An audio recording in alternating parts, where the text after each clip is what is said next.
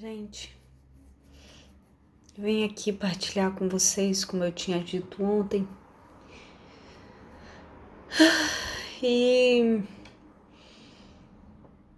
muito o que falar, mas eu quero ser um canal só para falar daquilo que o Senhor quer que eu fale, que eu diga. Como eu já falei em alguns vídeos anteriores sobre essa doença, eu quero dizer a vocês, quero falar desse Deus maravilhoso, nosso Senhor Salvador Jesus Cristo. Aleluia! Ele nos salva, nos liberta, nos transforma, nos cura, não é? Ele é muito suficiente, ele é muito bom. Então eu quero relatar a vocês. Eu já orei, já coloquei, porque não é sobre mim, é sobre o Senhor. E nós temos mesmo que ter temor diante do Senhor, porque não vale a pena, né? É tudo por Ele, para Ele, são todas as coisas. Então, em 2023 eu fui diagnosticada com essa doença, mas ela já estava há um tempo no meu corpo. Ou seja, eu já tinha os efeitos dela, já tinha procurado ajuda, mas eles nunca associavam as minhas queixas confusas à doença, não é?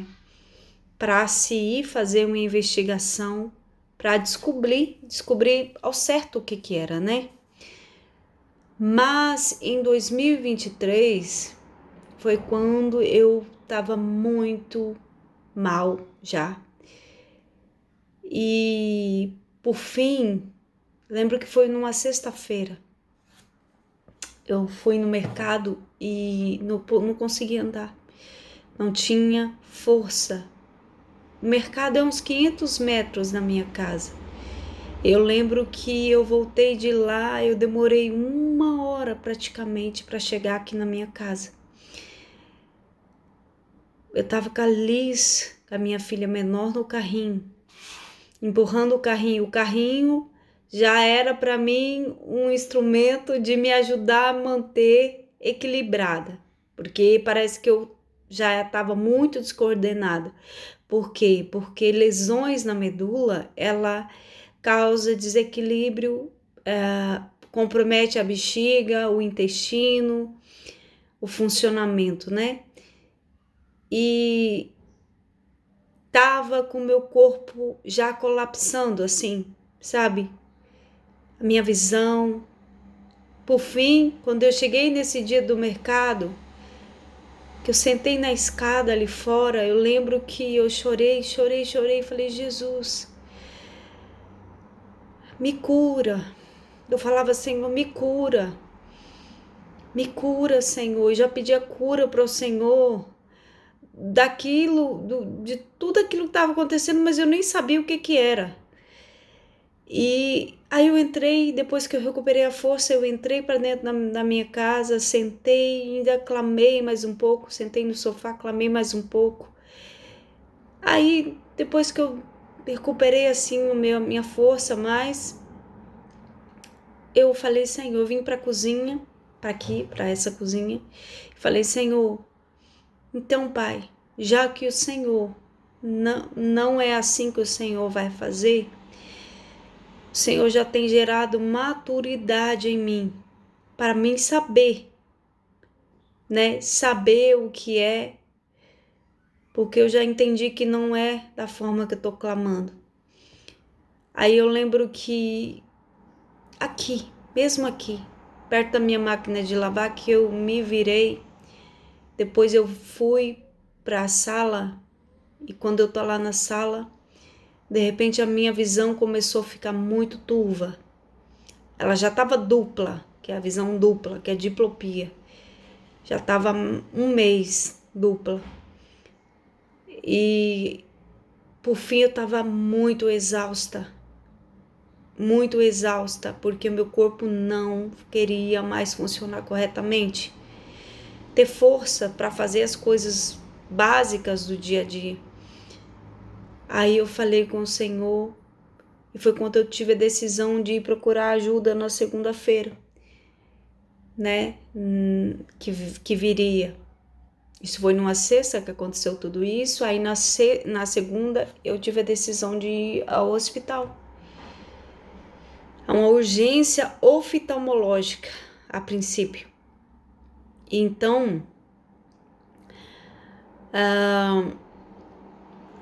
assim aconteceu. Eu lembro que no domingo minha visão estava tão debilitada que parecia que eu ia ficar cega. E pela bondade do Senhor eu não fiquei. Pela bondade do Senhor fiquei muito mal da visão. Essa visão aqui, ela ficou muito mal. E eu lembro que o Senhor já tinha me avisado através da boca de uma amiga, de uma missionária, nossa amiga Cleni, avisando que se eu passasse o Senhor falando através dela, que se eu passasse pelo fogo, ele passaria comigo, e se eu passasse pelas águas, ele passaria comigo. Então, usou também a boca de um pastor no culto, dizendo que ele era o Deus da vida. E me impactou muito, porque por fim, nesses últimos dias, eu orava para Senhor, a minha oração era: Senhor, traz vida, e eu não sabia por que eu orava por isso, eu orava assim, mas isso era o Espírito Santo já me fazendo clamar, para que o Senhor trouxesse vida, né? Para minha casa, para meu casamento, para tudo. Eu orava pedindo para que o Senhor trouxesse vida, mas eu não tinha dimensão de tudo que iria acontecer após, né?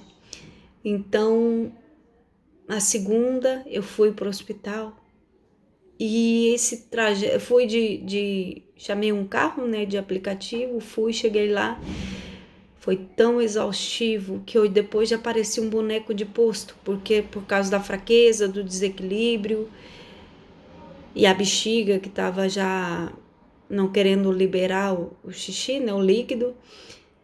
E então eu lembro que eu chegou lá, 3 médicas me viram, depois chamou um neurologista. E aí eu estava completamente enrijecida, tinha espasmos, estava completamente um corpo desobediente aos comandos que o médico dava naquele exame clínico. Então, aí eu muito ansiosa, já querendo saber, que me desse alguma resposta do que poderia se tratar, não é? Aí ele me olhou e eu via no rosto dele a preocupação, porque eu estava de um jeito muito descoordenado, completamente em crise. Aí tudo que ele me pedia para fazer, eu não estava conseguindo fazer. E eu lembro que eu perguntei para ele, falei: doutor, eu sei que o senhor... Ele falou para mim, primeiro: você preciso de 2 semanas para te investigar. Eu preciso de 2 semanas, pelo menos, para te investigar. Você vai ficar aqui internada, você vai ali fazer um TAC, dependendo do resultado do TAC, você já vai ficar aqui. E aí eu perguntei para ele: doutor, então, mas do que pode se tratar? Porque eu já queria alguma resposta, né? Nesse dia eu tinha até levado a Alice comigo, estava no carrinho, uma pessoa maravilhosa me ajudou lá no hospital, usada por Deus para me apoiar naquele dia, porque meu esposo estava no trabalho longe, eu também não quis, preocupar ele, né? Mania de mulher, que quer fazer tudo e acha que dá conta de ir fazer as coisas. E pronto. Então, olha, vou interromper esse vídeo por aqui, porque senão vai ficar muito comprido. Tá bom? Até já.